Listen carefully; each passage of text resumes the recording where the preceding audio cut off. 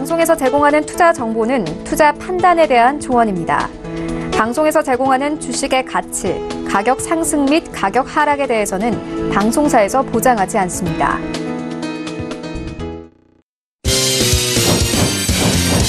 네, 오늘의 이슈입니다. 제롬 파월 미 연준 의장이 현재 기준금리가 중립금리에 매우 근접했다고 밝혔습니다. 금리 인상의 속도 조절 가능성을 시사한 것으로 파월 의장의 연설이 내일 한국은행의 기준금리 결정에 영향을 미칠지 귀추가 주목됩니다. 톡텍이 삼성 디스플레이의 기술 유출 혐의로 대표가 구속됐다고 알려지면서 주가가 급락했습니다. 기술 유출 혐의에 대해 톡텍은 전면 부인하고 나선 가운데 검찰은 이번 사건으로 삼성 디스플레이가 3년간 매출 6조 5천억 원, 영업이익 1조가량의 피해를 입을 것으로 추정했습니다. 셀트리온이 미국 식품의약국으로부터 트룩시마의 판매 허가를 받았다고 밝혔습니다. 트룩시마는 혈액암 등의 치료에 쓰이는 바이오의약품 복제품으로 셀트리온은 트룩시마를 통해 연간 5조 원 규모의 미국 시장을 선점할 수 있을 것으로 기대했습니다.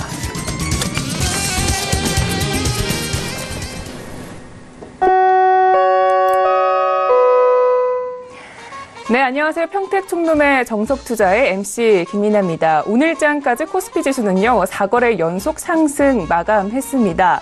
앞서 이슈에서 봤듯이 시장은 제롬 파월 연설을 비둘기파적으로 해석하면서 긍정적인 모습을 보여줬는데요. 시장이 우후장으로 가면서 약간의 상승폭이 낮아졌다는 부분은 약간 아쉽지만요. 그래도 외국인이 순매수가 낮아졌다는 부분은 긍정적입니다. 업종별로 보시면 증권업종 그리고 서비스업, 운수창고 등이 상승했는데요. 이 증권업종이 상승했다는 것은 앞으로 지수가 상승할 수 있다는 부분을 예견할 수 있는 걸까요? 네, 오늘도 저희 정석투자와 함께 하시면서 전반적으로 어제장 그리고 오늘장까지 점검해보시고 내일장까지 전망을 해보시기 바랍니다. 바로 이어서 시세부터 확인해 보도록 할게요. 네, 먼저 코스피 지수부터 보도록 하겠습니다. 오늘장 코스피 지수는 0.28%대 상승했습니다. 2114.10포인트에서 마쳤습니다. 수급 동향도 함께 보겠습니다. 오늘장에서는요, 외국인의 순매수가 두드러졌습니다. 3,260억 원대 매수가 들어왔고요. 반면에 개인은 2천억 원이 넘는 매도세 펼쳤습니다. 시총 상위 종목들도 마감 상황 보도록 하겠습니다. 삼성전자가 보합권에서 마쳤습니다. 43,150원대에서 마감이 됐고요. SK 하이닉스를 제외한 모든 상품들이 상승을 보여줬습니다. 이어서 코스닥 지수도 함께 보도록 하겠습니다. 코스닥은 700선에 안정적으로 안착하지 못하고 600선까지 내려왔습니다. 0.66%대 하락했고요. 695.48포인트에서 마감했습니다. 수급 동향도 함께 보도록 하겠습니다. 오늘장까지 기관과 외국인이 동반 순매도가 나왔습니다. 2거래 연속 쌍끌이 매도가 나오고 있는데요. 개인만 나홀로 순매수에 나서줬습니다. 네, 코스닥 시총 상위 종목들도 함께 보도록 하겠습니다. 대부분의 시총 상위 종목들이 하락세를 나타냈습니다. CJ ENM만이 2% 넘는 급등을 보여주면서 22만 2,900원에서 마감했습니다. 네, 본격적으로 정석투자 출발을 해보도록 하겠습니다. 저희 1교시에는요, 한 주간에 핫했던 탑5 종목을 살펴보는 시간인데요. 오늘 함께 하실 두 분 먼저 인사부터 나눠보도록 하겠습니다. 네, 먼저 봉추 선생님, 이강민 전문가님과 그리고 어윤학 연구원님 함께합니다. 안녕하세요. 안녕하세요. 네, 안녕하세요. 네, 반갑습니다. 자, 그러면 오늘 저희가 핫했던 종목들 어떤 것들이 있는지 화면으로 먼저 만나보시죠. 네, 먼저 첫 번째 종목은 삼성전기입니다. 최근에 실적 개선에 대한 기대감으로 상승했던 종목입니다. 두 번째 종목 보겠습니다. 원전 가동률이 지속 오를 거란 예상이에요. 한국전력이 현재 금주 탑 센터로 올라와 있습니다. 네, 세 번째 종목도 보도록 하겠습니다. 남북 경협주의 대표 종목이죠. 현대 로템이 자리하고 있습니다. 네 번째 종목도 보도록 하겠습니다. 오늘 52주 신고가를 경신했다고 하는데요. 파밀신이 올라와 있고요. 마지막 종목은 세종텔레콤입니다. 네, 이렇게 많은 사람들이 검색을 했다는 것은 또 그만큼 이유가 있을 것 같은데요. 어떤 이유가 있을까요? 네. 네, 오늘도 다양한 종목들이 이렇게 종목이 올라왔는데요. 이 종목들이 사연들이 좀 다양하게 있습니다. 그런데 여러 종목이 있기 때문에 잠시 후에 그 사연과 함께 전략에 대해서도 제대로 전달을 해드리도록 하겠습니다. 네, 알겠습니다. 자, 그렇다면 1번부터 3번까지의 종목을 먼저 점검을 해보도록 하겠습니다. 자, 어윤학 부장님 어떻게 보시나요? 네, 먼저 코스피 세 종목 먼저 말씀을 드리도록 하겠습니다. 첫 번째 종목은 삼성전기입니다. 이 종목 오늘 종가는 12만 1,500원, 적정주가는 68,400원으로 적정주가 대비해서는 약 2배 가까이 현재 고평가로 나오고 있습니다.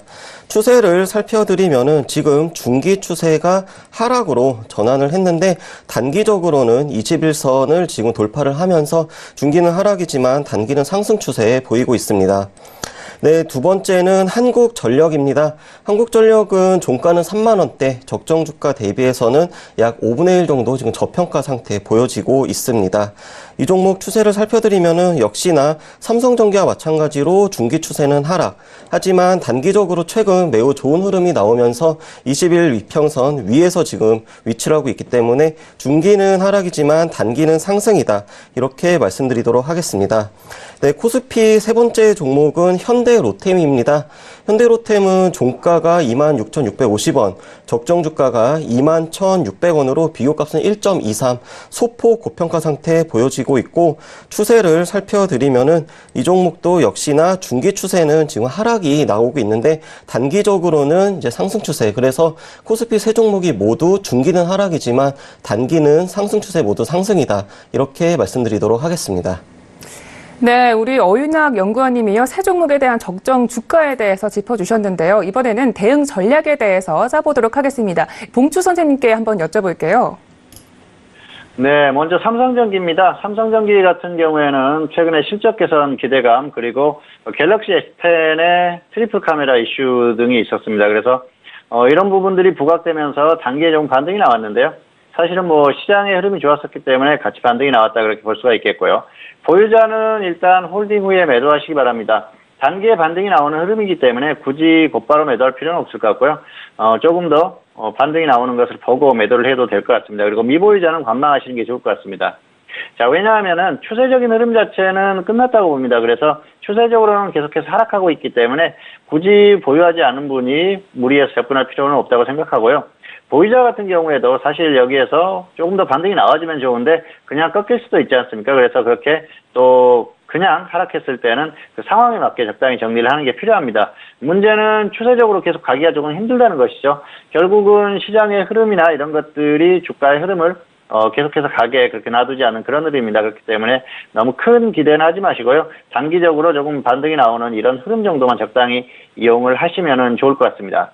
자, 일단 삼성전기의 최근에 가장 큰 이슈는 역시 MLCC죠. MLCC 관련한 그런 실적 기대감 이런 것들이 실적을 계속해서 좋게 만들 가능성이 상당히 높다. 그렇게 보는 것 같습니다. 그런데 사실 이런 부분은 맞는 얘기입니다. MLCC 관련해서 실적이 워낙 좋게 나오고 있기 때문에 사실 그 실적에 대해서는 크게 문제가 없는 그런 상황이에요.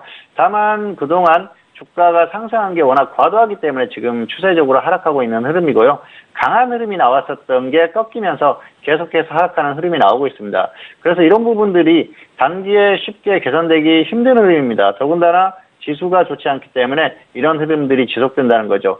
결국은 추세적으로 계속 하락할 수밖에 없기 때문에 그런 부분에 대해서 생각을 하시면서 대응을 하시는 게 좋을 것 같습니다. 두 번째 이슈는 역시 그 갤럭시 S10 카메라 이슈인데요. 갤럭시 S10이 내년에 출시가 됩니다. 그런데 그 전망에 의하면은 삼성 측이나 이런 쪽에서 나오는 그런 소식들을 보면은 그 사양이 굉장히 고급화돼서 나올 가능성이 상당히 높다고 그렇게 보는 것 같습니다. 그래서 역대 최고의 사양을 얘기하고 있는데요. 당연하겠죠. 신제품이기 때문에 역대 최고인데 시장의 어떤 기대감 그리고 또 일반 소비자들의 기대감을 뛰어넘을 수 있는 그런 흐름이 나올 가능성이 상당히 높다. 그런 고사양이 나올 가능성이 높다고 보는 것 같습니다. 그렇기 때문에 이 MLCC가 수요가 많을 수밖에 없고요. 그리고 카메라에 대한 수요가 많을 수밖에 없죠. 그런 부분에서 삼성전기가 당연히 그 공급을 많이 하게 되면서 실적이 좋을 수밖에 없기 때문에 그런 부분에 있어서 주가의 흐름도 좋을 가능성이 상당히 높다. 그런 기대를 하는 것 같습니다. 일단 그런 부분, 실적이 좋게 나올 수 있는 부분은 충분히 가능합니다. 그래서 실적은 좋게 나올 가능성이 높은데요. 그렇다고 하더라도 주가가 강하게 가기는 어렵죠. 왜냐하면은 그동안 이미 상승한 폭이 있고요. 그리고 이미 MLCC나 이런 부분들에 대한 기대감들은 주가에 반영이 됐다고 보시면 됩니다. 그리고 사실 또 출시가 되고 나서 어떤 그런 부분들, 부품주들의 어떤 부품 공급이나 이런 그런 상황들을 봐야 되기 때문에 향후의 흐름은 조금 더 지켜봐야 될 상황이고요. 그리고 그 출시 당시의 어떤 시장의 흐름이나 이런 것들도 상당히 중요합니다. 그래서 지금 현재로서는 주가가 여기에서 강하게 상승이나 하기는 좀 어렵다 그렇게 보기 때문에 일단 보유하신 분들은 적당히 정리를 하시고 미보유자는 관망을 하시는 게 좋겠다 이렇게 결론을 내릴 수가 있을 것 같습니다. 두 번째 종목은 한국전력입니다. 한국전력 같은 경우에는 최근에 단기 반등이 나오고 있죠. 역시 저평가 매력이 좀 부각되는 그런 흐름이고요. 그리고 흑자 전환 기대감, 그리고 해외 원전 이슈가 있었습니다. 자, 일단 보유자는 적당히 매도를 하십시오. 그리고 나서 관망하시는 게 좋을 것 같고요. 미보유자는 역시 관망을 하시는 게 좋을 것 같습니다. 자, 왜냐하면은 최근에 반등이 강하게 나왔어요. 그런데 이 반등이 생각했던 것보다는 좀 더 강하게 나오는 그런 흐름입니다. 반등이 나올 만한 구간에서 반등이 나왔습니다. 그리고 흐름을 보면은 10월 중순부터 반등이 나왔었는데요. 지수는 10월 말까지 하락했죠. 그런데 먼저 반등이 나왔어요.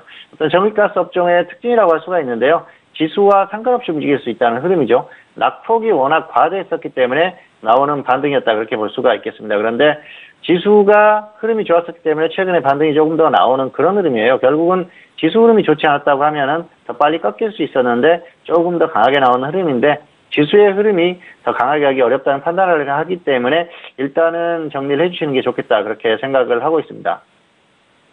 그리고 한국전력 같은 경우에는 지수의 흐름대로 그대로 가는 종목은 아니라고 누누이 말씀을 드렸었죠. 지수와 반대로 갈 수 있는 그런 종목, 그리고 사실 지수와 상관없이 움직일 수 있는 그런 종목이죠. 그런데 지금은 일단은 단기 반등은 충분히 나왔어요. 그렇기 때문에 여기서 너무 큰 기대를 할 필요는 없다는 거죠. 그리고 실적에 대한 그런 그 기대감들이 있었죠. 흑자 전환이 되면서 좋은 기대감들이 있는데요. 사실 그동안 주가를 계속 짓눌렀던 게 결국은 실적 부분입니다. 정부에서 계속 그 요금이나 압박을 하면서 계속해서 실적이 안 좋아졌지 않습니까? 2016년까지 굉장히 좋은 흐름이었어요. 그런데 그 이후에 실적 흐름이 좋지 않게 되면서 주가가 계속 추세적으로 하락했던 것이거든요. 결국은 그런 흐름들이 크게 개선되지 않으면은 좋은 흐름을 계속 유지하기는 힘들죠. 최근에 이제 원전 가동률이 조금 높아지면서 실적 부분이 조금 양호해졌다. 그런 뉴스가 나오면서 조금 반등이 나왔는데요.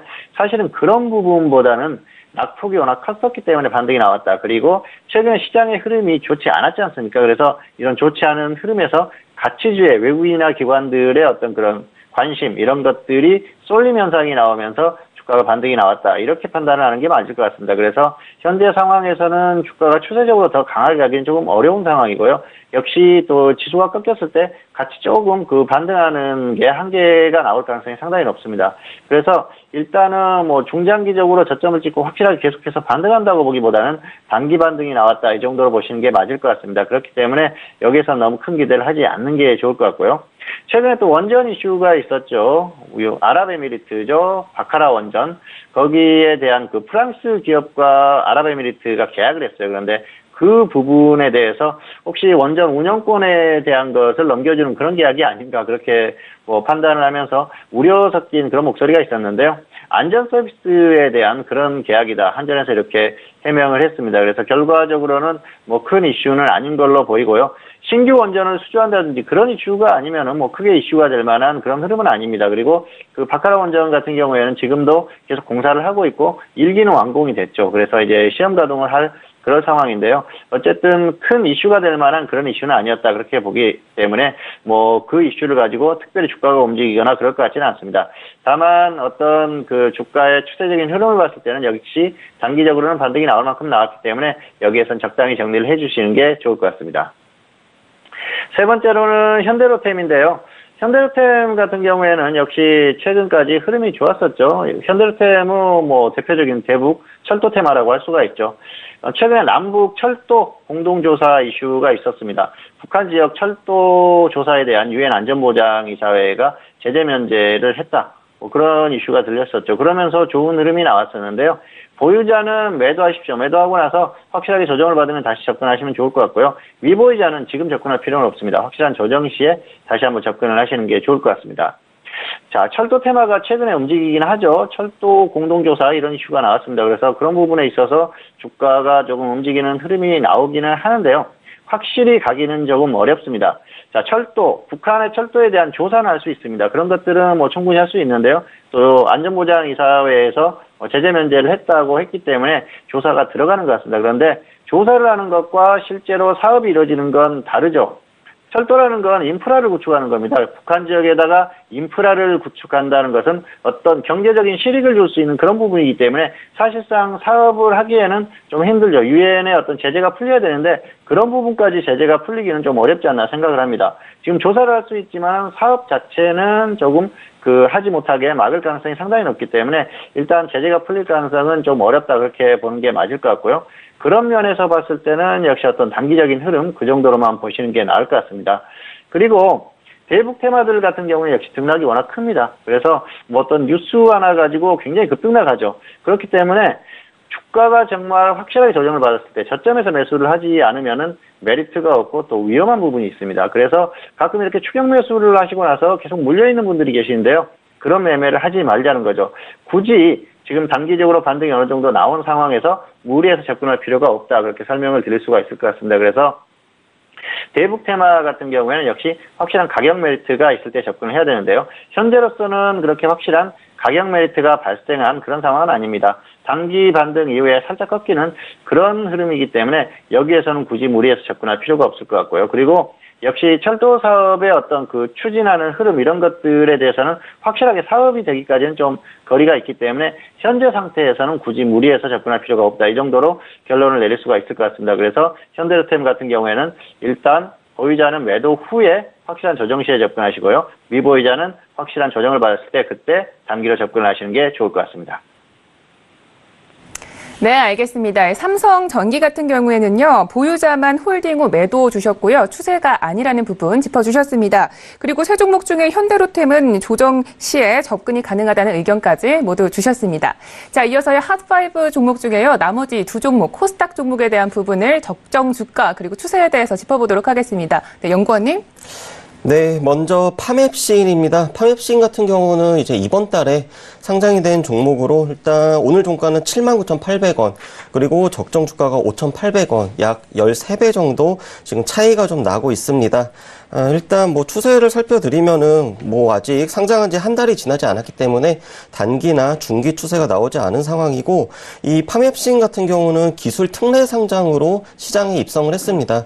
그렇기 때문에 적정 주가하고는 좀 이 괴리감이 좀 많이 있다. 이런 것도 한 가지 팁으로 좀 말씀을 드리도록 하겠습니다.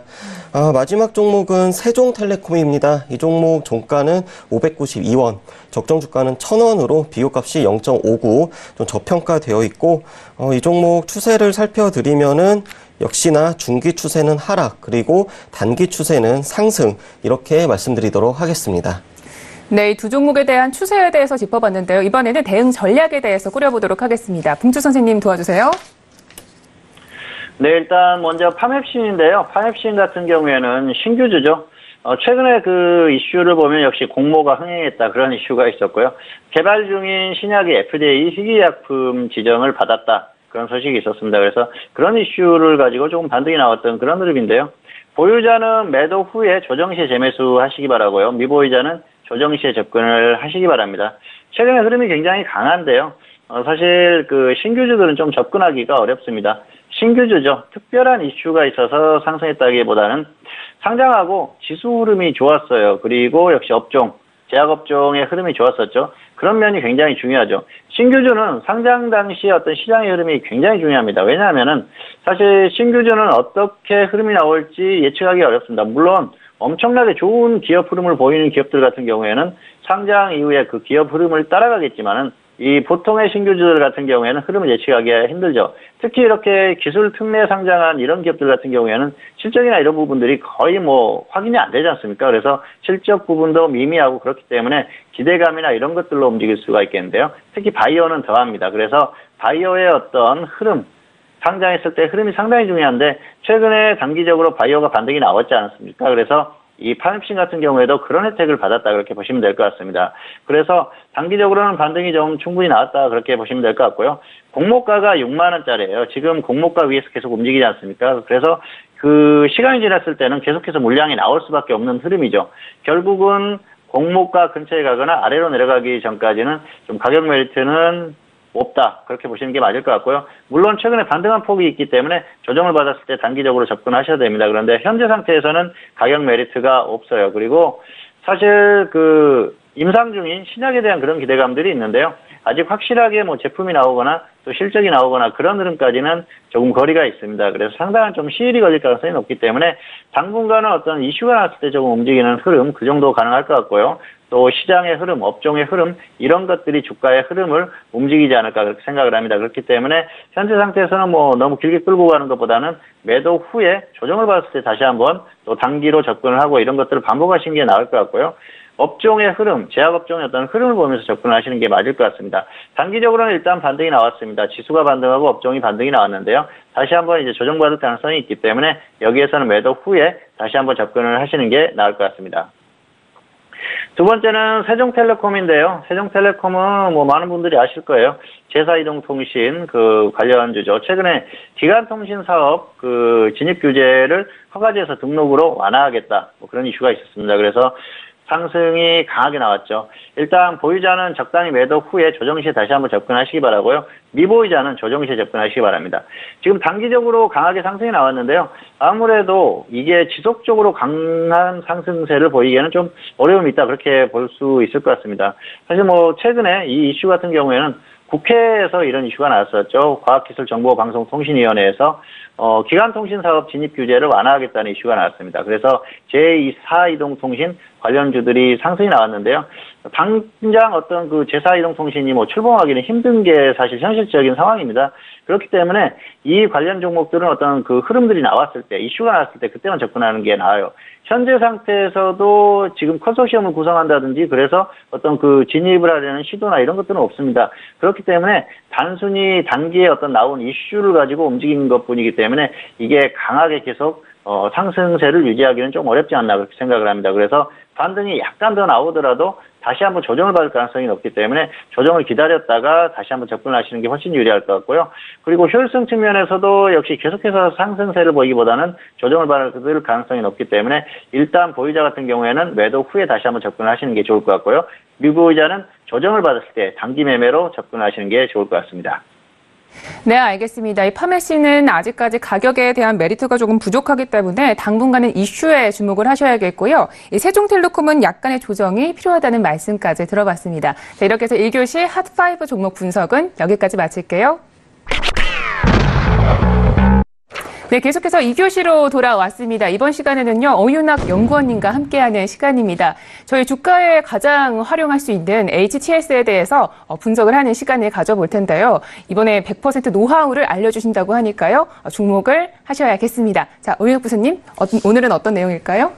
네. 오늘 준비한 내용은 일단 조건 검색식을 이용해서 우리가 과거 데이터를 시뮬레이션 하는 그런 내용을 준비를 했습니다. 화면을 보시면서 이제 말씀을 드리도록 하겠습니다. 일단 뭐 대부분의 조건 검색식, 특히 이제 보조 지표를 활용한 그러한 이 조건 검색식은 과거의 결과를 토대로 이제 미래에 대한 기대치를 갖고 접근을 하는 것입니다. 그렇기 때문에 아이디어를 도출을 하고 그리고 수식을 만들고 이 수식을 시뮬레이션을 통해서 검증을 하는 그런 과정을 거쳐서 이제 완성 단계에 이제 조건 검색식이 나타나게 되는데 이 시뮬레이션을 통해서 성공 확률이 50% 정도가 이제 나온다라고 하면은 상당히 이제 의미가 있다. 저는 개인적으로 그렇게 생각을 하고 있습니다.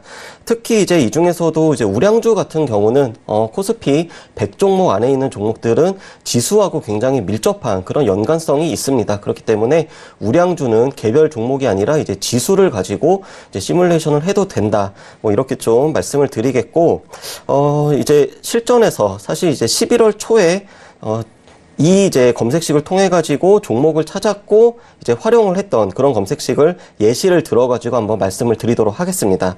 일단 아이디어는 코스피 지수가 역배열 상태, 그러니까 뭐 120일, 60일, 20일 이런 식으로 이제 거꾸로 배열이 된 상태에서 RSI 보조 지표의 30선을 이제 아래에서 위로 이렇게 상향 돌파하는 그런 종목을 한번 찾아보자라는 아이디어를 냈고 그걸 통해서 한번 이제 찾아봤습니다. 그래서 첫 번째는 코스피 지수가 역배열인 구간을 도출을 해봤습니다. 그랬더니 10월 11일부터 이제 역배열 상태가 시작이 됐고 현재까지도 지금 역배열 상태가 계속 나타나고 있습니다. 또한 이제 RSI 지표 검색식을 통해서 30선을 밑에서 위로 이제 돌파를 하는 그런 종목을 찾았고 그 중에서도 코스피 시가총액 100위권 안에 있는 이제 종목만을 또 찾았습니다. 그래서 이왕이면은 4대 업종을 권장한다라고 지금 써놨는데 그 이유가 우리나라 주식시장의 구조상 코스피 전기전자, 화학, 운송장비, 철강금속 이 4개 업종이 시가총액의 상당수를 차지하고 있고 그렇기 때문에 우량주의 대부분도 4대 업종에 들어가기 때문에 그렇습니다. 그런 다음에 이제 HTS를 활용해서 직접 이제 눈으로 검증을 하고 눈으로 검증하는 과정이 끝나면은 이제 과거 검색 기능을 통해서 이제 검증을 할 수가 있는데 만약에 이런 이제 검색을 통해 가지고 뭔가 특별한 움직임이 나오는 그런 업종이라든지 종목군이 나타나면 그 종목을 가지고 이 검색 범위를 더 늘려서 할 수도 있습니다. 그래서 실제로 이제 조건 검색식을 보여드리면은 이제 이런 식으로 일단 검색 제외 종목 대상 이제 일괄 지정을 하고 그리고 코스피 100으로만 이제 설정을 합니다. 그런 다음에 이제 4대 업종, 전기전자, 화학, 운송장비, 철강금속. 다만 이 4대 업종은 이제 조건을 AND 조건이 아니라 OR 조건으로 묶어서 이제 4개가 중에 하나라도 포함이 되면 검색이 되도록 하는 그런 과정이 필요하고 RSI 값을 이제 30을 상향 돌파하는 그런 조건 그리고 나서 마지막에 코스피 지수가 이제 역배열인 그런 조건을 이제 찾을 수가 있습니다. 그래서 HTS를 보여드리면서 다시 말씀을 드리겠습니다. 지금 보시면 종합주가 지수입니다. 제가 이제 화면에 표시를 해놨는데 2018년 10월 11일에 역배열이 시작이 됐습니다.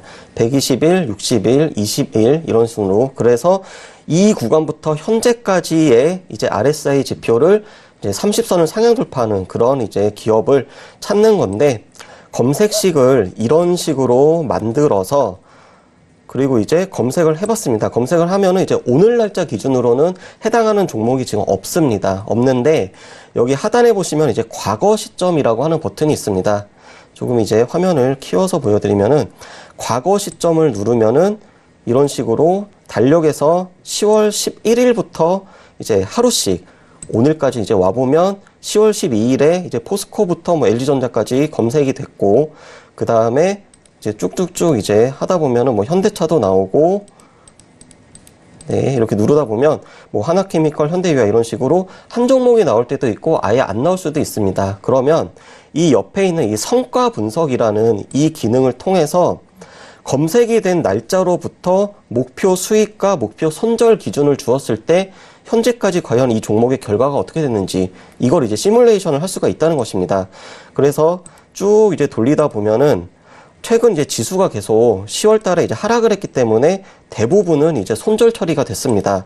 하지만 11월 이제 초에 지수가 이제 반등이 나올 때는 많은 종목들이 수익으로 이제 매도를 할 수가 있었고 그렇기 때문에 이제 이런 식으로 결과를 일일이 우리가 쌓아가다 보면은 특정하게 이제 이날은 예를 들어서 전기전자 업종이 매우 강하게 검색이 됐고 상승을 해서 마감을 했구나.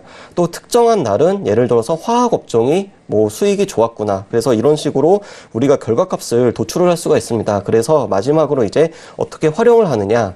일단 성공 확률이라고 하는 거는 성과 분석에서 목표 수익과 목표 손절을 몇 %를 하느냐에 따라서 달라지기 때문에 이 퍼센트는 5면 5, 10이면 10, 20이면 20 이런 식으로 딱 하나만 설정을 해가지고 이제 대응을 해야 하는 게 의미가 있는 거고 방금 말씀드린 것처럼 특정한 업종이나 종목이 연속해서 성공 또는 실패를 한 경우에는 그 이유를 찾아봐야 됩니다. 예를 들어서 전기전자 업종이 만약에 성공을 많이 했다 그러면은 전기전자 업종의 대표 종목인 삼성전자의 주가가 어떻게 됐나 또는 외부에서 뭐 반도체 관련된 호재성 뉴스가 있었나 아니면은 애플의 뭐 주가가 뭐 좋았나 이런 식으로 이제 원인을 찾아서 이 원인을 우리가 노트에 계속 기록을 해 나가다 보면 다음번에 이러한 검색이 돼서 종목을 나왔을 때 과거에 있었던 그 이유를 가지고 우리가 시장을 대응을 할 수가 있다는 것입니다.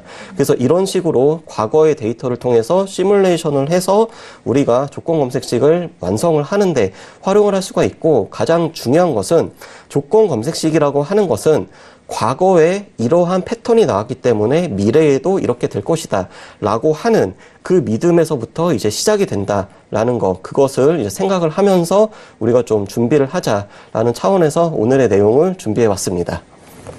네, 알겠습니다. 오늘은 조건 검색식 시뮬레이션에 대해서 알아보는 시간을 가져봤는데요. 이 특징에 대해서도 알아봤고요. 또 활용법에 대해서도 알려주셨으니까요. 꼭 한번 활용을 해보셨으면 좋겠습니다. 자, 이어서 선생님 질문 있어요 시간으로 가보도록 하겠습니다. 건당 100원의 유료 문자로 샵 0082번으로 궁금증이나 또 해결해줬으면 좋겠던 부분을 문자를 주시면 되는데요. 자, 저희 방송 중에도 문자를 남겨주시면 또 종목 상담을 받으실 수가 있습니다. 자, 그렇다면 오늘의 온 질문들 먼저 살펴보도록 하겠습니다. 먼저 첫 번째 질문부터 볼게요. 휴대전화 뒷번호 5588번 분께서 FNF에 대해서 질문을 주셨는데요. 매수가가 54,200원에 비중을 30% 정도 들고 계시다고 합니다. 네, 시원한 설명 부탁드려야 하셨는데요. 오늘장 종가 부분 어떻게 마감됐는지 볼게요. 0.78%대 하락하면서 51,000원에서 하락했는데요. 적정 주가 어떻게 보실까요? 네, FNF 종목은 적정 주가가 34,300원, 비교값은 1.49, 약간 고평가 상태 보여지고 있습니다. 이 종목 같은 경우 최근에 추세가 하락으로 전환을 했습니다. 그리고 단기적으로도 20일 이동평균선을 회복을 못하고 있으면서 지금 중기와 단기 모두 하락 추세 말씀드리도록 하겠습니다. 알겠습니다. 추세에 대해서 짚어주셨는데요. 자, 그렇다면 이 종목 점수는 어떻게 되는지 우리 봉추 선생님께 여쭤볼게요. 네. 네, 학점은 B고요. 선절 마이너스 10%, 수익은 플러스 10%, 이 정도만 단기 대응하시는 게 좋을 것 같습니다. 추세가 조금 끝나는 그런 흐름이에요. 사실 매수에 대해서는 크게 불만이 없었는데요. 어쨌든 흐름 자체가 끝나가고 있기 때문에 그렇게 대응을 해주시는 게 좋을 것 같습니다. 최근까지 섬유보복 업종들이 굉장히 강한 종목들이 많았었죠. 그런데 역시 완만하게 꺾이는 그런 흐름이 나오고 있습니다. 업종이 꺾이고 있고요. 자, 차트로 좀 더 설명을 드리도록 하겠습니다. 54,200원인데요. 매수는 여기서 하셨기 때문에 매수가 이 정도면은 굉장히 잘하신 거죠. 충분히 할 수 있는 그런 상황인데요. 자, 문제는 흐름 자체가 이제 꺾이고 있다는 겁니다. 고점 기록한 이후에 꺾이고 있죠. 그리고 업종의 흐름을 보면은 역시 같은 종목들이 거의 꺾이고 있다는 걸 아실 거예요. 물론 이 FNF가 대표 종목이긴 합니다만은 전반적으로 업종 자체가 꺾이고 있고요. 그리고 자, 수급을 보시면은 개인들만 매수하고 있어요. 그렇기 때문에 지금 주가가 하락하는 겁니다. 자, 개인들의 특성이 뭘까요? 뭔가 업종이나 어떤 종목이 굉장히 좋다 하면 따라잡는 거죠. 그래서 가만히 이 아래에 있을 때는 접근 안 하다가 위에서부터 고점에서부터 계속 매수하고 있습니다. 그래서 주가가 하락하고 있고요. 단기적으로는 반등이 나올 수 있습니다. 그런데 이런 흐름 자체가 계속 이어질 가능성이 높아요. 그 주가가 또 반등한다고 하면은 개인들이 계속 따라잡을 가능성도 높고요. 그리고 어쨌든 흐름 자체가 이제 추세적인 흐름, 긴 흐름을 보시면 굉장히 오랜 시간 상승했거든요. 그런 부분이 꺾일 가능성이 높고요. 최근의 흐름을 보면은 역시 지수 흐름도 좋지 않기 때문에 그런 부분에서도 주가가 상승하는 데는 제한 요소로 작용을 한다. 그렇기 때문에 일단 손절 마이너스 10%, 수익 플러스 10% 이렇게 짧게 대응하시고 당분간 관망하시는 게 좋을 것 같습니다. 네, 이 점수는 B학점을 주셨는데요. 현재 중단기적으로 하락 추세라는 부분까지 짚어주셨습니다. 다음 종목도 함께 보도록 하겠습니다. 뒷번호 7004번 분께서 질문을 주셨습니다. 아세아 재질을 매수하셨다고 하는데요. 매수가가 38,750원에 비중을 10% 들고 계시다고 합니다. 오늘장 종가 부분을 보니까요. 1% 넘게 하락했네요. 29,700원에서 마감이 됐는데요. 추세 어떻게 보실까요? 네, 아세아제지는 종가가 29,700원, 적정 주가가 83,000원대. 그래서 상당히 지금 저평가 상태 보여지고 있고, 이 종목 같은 경우는 꾸준하게 저평가가 유지가 됐습니다. 현재 이제 비교값은 0.36, 그래서 한 3분의 1 정도 저평가 상태이고요. 추세를 살펴드리면은 이제 굉장히 이제 올해 초부터 중기 추세가 상승으로 전환이 된 이후에 꾸준히 지금 중기 추세는 상승이고, 하지만 최근에 21선을 이탈을 하면서 하락 추세로 단기 추세가 지금 접어들었습니다. 그래서 중기는 상승이지만 단기는 하락 추세이다. 이렇게 말씀드리도록 하겠습니다. 네, 현재 종목 자체는 저평가되어 있지만 단기적으로 하락 추세에 놓여 있다는 부분을 짚어주셨습니다. 자, 그렇다면 대응 전략에 대해서도 꾸려봐야 될 것 같은데요. 네, 봉주 선생님 어떻게 보실까요? 네, 학점은 C고요. 마이너스 10%나 마이너스 30% 먼저 온 쪽에서 정리를 하시기 바랍니다. 지금 마이너스 23% 정도 하락했는데요. 그렇기 때문에 여기서 더 빠지면은 굳이 홀딩할 필요가 없습니다. 지금 흐름 자체가 계속 흘러내리지 않습니까? 추세가 좋지 않은 종목을 계속 끌고 가면 손실만 커질 수 있죠. 물론 상황에 따라서 반등이 나올 수도 있지만 지금 시장 흐름이 그렇게 기대하기는 힘들죠. 그리고 사실 낙폭이 조금 작으면은 뭐 추가도 생각을 해볼 수가 있는데요. 지금 낙폭이 너무 커요. 그래서 웬만큼 추가해서는 티가 안 난다는 거죠. 효과도 없고요. 그렇기 때문에 일단 가지고 있는 것만 가지고 대응을 하시기 바랍니다. 추세 흐름이 완전히 끝나는 흐름인데요. 사실 골판지 업체들이 흐름이 굉장히 좋았지 않습니까? 그런데 실적 부분이나 이런 부분들은 계속 좋아지는데도 하락하고 있습니다. 그런 부분을 봤을 때는 역시 주가에 다 반영이 됐다는 것이죠. 매수가도 약간 애매하고요. 대응이 조금 아쉽습니다. 자, 차트로 조금 더 설명을 드리겠습니다. 38,750원이죠. 여기에서 매수하셨는데요. 매수 가격 자체는 문제가 없었는데 위치가 항상 말씀드리지만 61선 이탈했을 땐 120선 이탈 가능성이 높다고 말씀드렸죠. 결국은 이탈했지 않습니까? 자, 문제는 매수하시고 나서 지금 23% 정도 하락했는데 계속 홀딩하고 계신 거죠. 결국은 대응 자체도 잘못됐다 그렇게 볼 수가 있겠고요. 종목의 흐름이 사실 그 상반기까지만 해도 굉장히 좋았어요. 이게 뭐 폐지 가격이나 그런 것들로 인해서 굉장히 좋은 흐름을 보였었는데요. 지금도 실적이 좋은 흐름이고요. 향후에도 괜찮습니다. 그런데 주가가 하락한다는 건 이미 주가에 다 반영이 됐다는 겁니다. 그렇기 때문에 큰 기대를 하기 어렵기 때문에 정리를 해주시는 게 좋을 것 같습니다. 결국은 지수도 좋지 않기 때문에 더 하락할 가능성이 상당히 높습니다. 그래서 마이너스 10%나 마이너스 30% 먼저 온 쪽에서 정리를 하시고 당분간 관망하시는 게 좋을 것 같습니다. 네, 이 아세아 재질 같은 경우에는요, 이미 호실적이 주가에 반영이 되어 있다고 합니다. 그래서 적정 손절가를 꼭 체크해 놓으시고 대응을 하셨으면 좋겠습니다. 네, 이어서 다음 질문도 함께 보도록 하겠습니다.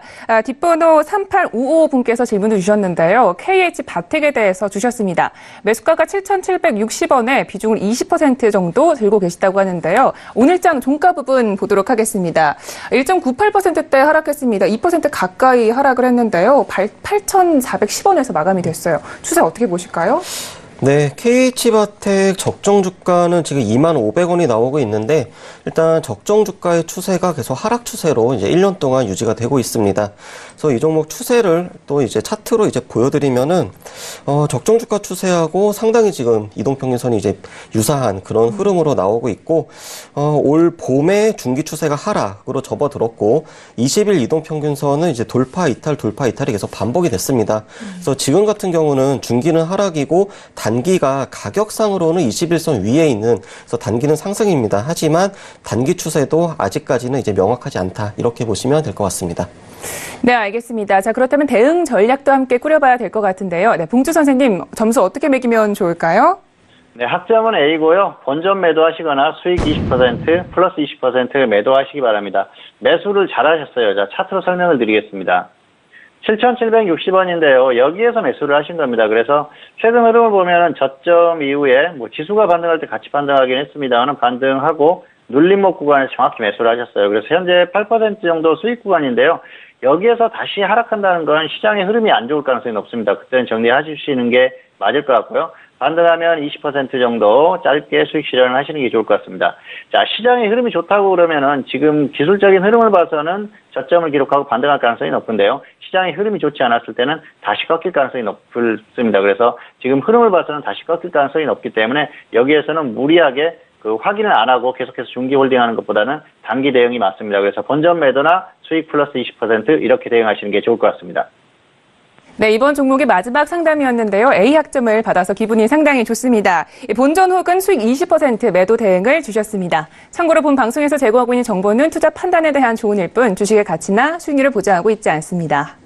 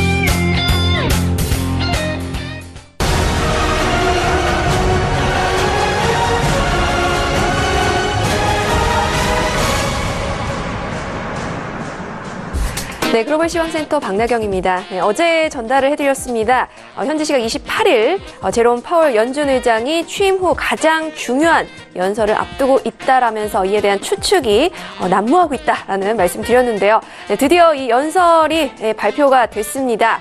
연준 의장은요, 기준금리가 중립금리 수준의 바로 아래에 있다라고 말하면서 비둘기파적으로 해석할 수 있는 것이 아니냐라는 시장 분석 이어지고 있습니다.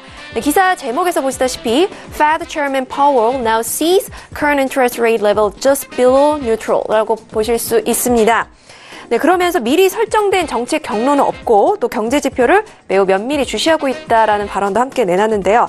사실 해외 시장 경기가 이렇게 둔화하고 있고 뉴욕 증시의 변동성이 확대되고 있으면서 이 파월 의장이 연준이 향후 금리 인상을 얼마나 더 오래 지속할 것인가에 대한 궁금증에 대해서는 좀 말을 아끼는 모습이었습니다. 현재 금리가 지금 말씀드린 대로 중립금리 바로 아래에 있다고 발언을 했는데요. 사실 그동안에는 미국 경제가 놀라울 만큼 긍정적이면서 이 경기 팽창이 더욱더 지속될 수 있고 실질적으로 무한정 이어질 수 있다라고 발언하면서 중립금리 수준에 도달하려면 한참 멀었다. Still a long way to go. 뭐 이런 식으로 표현을 했기 때문에 사뭇 대조되는 발언입니다. 그리고 처음으로 금융 안정 보고서도 발간을 했는데요. 무역 마찰과 또 브렉시트 논란, 그리고 중국을 비롯한 이런 이머징 마켓들이 미국의 금융 시장을 흔들 수 있다는 경고의 메시지를 담았다는 이야기가 전해지고 있습니다. 네, 그리고 미국 금융 시장의 자산 가격이 elevated, 즉 부풀려졌다라는 표현도 썼고요. 또 기업들의 신용 상태가 더욱더 나빠졌다라는 이야기도 들려오고 있습니다. 네, 그러면서 월가 전문가들은요, 이 시장은 물론 트럼프 대통령에게 연준이 선물을 줬다라는 표현도 내놓고 있습니다. 연준 긴축에 대한 이런 부담이 좀 덜게 된 만큼 투자 심리가 좀 되살아날 수 있지 않을까라는 예상도 나오고 있습니다. 이어서 다음 기사 말씀을 드리도록 하겠습니다. 네, 어제 이제 소식들에 좀 이어지는 오늘 이야기들이 많은 것 같습니다. Trump may impose tariff on imported cars from next week. 다음 주부터 수입차에 대해서 또 관세를 부과할 수도 있겠다라는 트럼프의 발언입니다. 사실 이제 다음 주면 이 수입 자동차에 대해서 최대 25% 정도 관세를 부과할 가능성이 제기가 되면서 자동차 업계가 촉각을 곤두세우고 있습니다. 사실 이제 트럼프 대통령은요, GM사가 공장을 폐쇄하고 또 직원 15,000명을 감원하는 대규모의 구조조정을 한 것에 대해서 강도 높게 비판을 했습니다. 네, 그러면서 이 수입차 관세 카드를 꺼내들었는데요. 이 트위터에도 이렇게 나와 있습니다. 미국의 소형 트럭 사업이 이렇게 인기 있는 이유는 우리나라로 들어오는 소형 트럭에 25% 관세가 붙었기 때문이다라고 말하면서 그것을 치킨 텍스, 치킨세라고 부를 수 있다라고 했습니다. 그것을 반대로 또 수입차에 부과를 한다면 많은 자동차들이 미국에서 생산이 될 것이고, 그렇다면 이 오하이오, 미시간, 메릴랜드 이렇게 GM사의 공장이 폐쇄된 곳, 이런 것들에 대해서 폐쇄될 이유가 없을 것이다 라면서 일자리 창출 및 또 산업 붐에 대한 기대를 일깨웠습니다. 이 자동차를 수출하는 나라들이 그동안에 미국을 너무 이용해 왔다라고 말하면서 대통령은 이 문제에 대해서 막강한 권력을 갖고 있고 GM의 이런 사건으로 인해서 이것들에 대해서 연구하고 있다라고 강도 높은 발언을 내놓고 있습니다. 미국이 지금 멕시코와 캐나다산 자동차를 제외한 수입차에 25% 관세를 부과할 것이다라는 이야기 들려오고 있다는 소식이고요. 또 한국산 자동차에도 적용이 될지가 촉각이 곤두서고 있는 상황입니다. 네, 그러면서 또 한편으로는요, 미국의 무역대표부가 지금 중국의 egregious, 지독한 관세 부분에 대해서 지금 비판을 하고 나섰습니다. 미국 차에 대해서 중국이 관세를 부과한 것에 대해서 비판을 하면서요, 이에 대한 보복 관세를 내놓겠다라고 이야기를 하고 있습니다. 사실 이제 중국산 자동차에 부과하는 미국의 관세율은 27.5%인데요. 미국산 자동차에 매기는 중국의 이런 관세율은 반대로 40%다. 너무 불공평하다라는 발언을 내놓고 있습니다. 네, 그러면서 이 다른 중국이 상대국의 자동차에 부과하는 세율은 15%임에 불구하고 미국에게는 40%라는 이런 가혹한 수치를 적용하고 있다라면서 이 G20 회담을 앞두고 또 다른 먹구름이 드리워지는 것이 아니냐라는 분석 나오고 있습니다. 네, 그리고 이어서 중국 증시 마감 상황입니다. 이제 G20 회담 정말 얼마 남지 않았는데요. 이 중국 증시는 이렇게 연준의 비둘기파적인 이런 발언에도 불구하고 큰 폭으로 하락 마감했다는 소식입니다. 이 파월 의장에 대한 발언이 좀 여러 가지로 해석이 될 수 있고요. 또 트럼프 대통령과 이 시진핑 국가주석 회동을 앞두고 좀 경계심이 더욱더 커지고 있다는 분석 나오고 있습니다. 상하이 종합지수 1.32% 하락해서 2,567.44에 맞췄고요. 선전 종합지수도 2.21% 떨어진 1,325.43에 거래를 마쳤습니다. 네, 그러면서 마지막 홍콩 증시 역시 G20 회담 이에 대한 worries, 우려에 앞두고 홍콩 shares fall, 하락 마감했다는 소식 마지막으로 말씀드리도록 하겠습니다. 네, 오늘 글로벌 시황센터 박나경이었습니다. 네, 이렇게 해서 해외 시황까지 모두 들어봤는데요. 파월 의장의 연설에 대한 해석은 여러 가지지만 미국 증시는 긍정적으로 해석을 하면서 반등을 하는 모습인 것 같습니다. 이에 우리 증시도 역시 내일장 반등을 할지 기대가 되는데요. 내일장에 대해서 전망을 해보도록 하겠습니다. 네, 봉주 선생님, 내일장에 대해서 전망해 주실까요? 네, 어제도 역시 그 한국 시장의 하락 가능성은 지금 시장의 상황은 하락을 할 수 있는 준비는 거의 된 것 같다 이렇게 말씀을 드렸었던 것 같은데요. 변수라고 하면은 해외 증시라고 말씀을 드렸었습니다. 미국 시장이 폭등을 하거나 하면은 한국 시장도 단기적으로는 따라갈 수 있다고 말씀드렸는데요. 지금도 마찬가지입니다. 단 한 가지 경우입니다. 미국 시장이 어제처럼 급등을 하거나 한다고 하면은 한국 시장이 반등을 할 수는 있겠죠. 그런데 더 강하게 가기는 어렵습니다. 오늘 시장의 흐름이 그런 것들을 대변을 해주는데요. 오늘 시장도 초반에 강하게 출발했지만 계속해서 조정을 받았지 않습니까? 그리고 종목의 흐름이나 이런 것들이 그렇게 썩 좋지는 않았습니다. 그런 흐름들이 지금 한국 시장의 한계다 그렇게 볼 수가 있겠고요. 역시 웬만해서는 오늘 초반의 고점이었었죠. 그 고점을 뚫기가 어렵다 그렇게 보고 있습니다. 그렇기 때문에 지수에 대해서는 좀 강한 반등은 더 이상은 어렵지 않나 그렇게 생각을 하고요. 내일장도 혹시 오늘 미국 시장이 다시 한번 급등을 한다고 하면은 강하게 출발할 수 있겠지만 역시 마감 같은 경우에는 좋지 않을 가능성이 상당히 높다 그렇게 보고 있습니다. 그래서 너무 큰 기대는 하지 말자 이 정도로 말씀을 마치도록 하겠습니다. 네, 알겠습니다.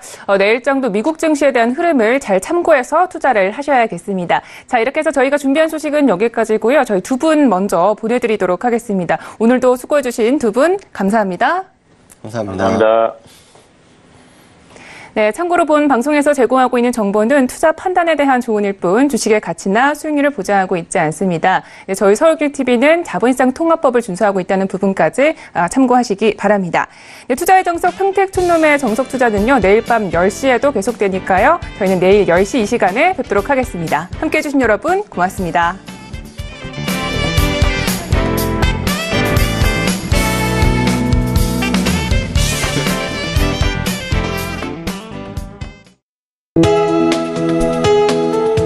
방송에서 제공하는 투자 정보는 투자 판단에 대한 조언입니다. 방송에서 제공하는 주식의 가치, 가격 상승 및 가격 하락에 대해서는 방송사에서 보장하지 않습니다.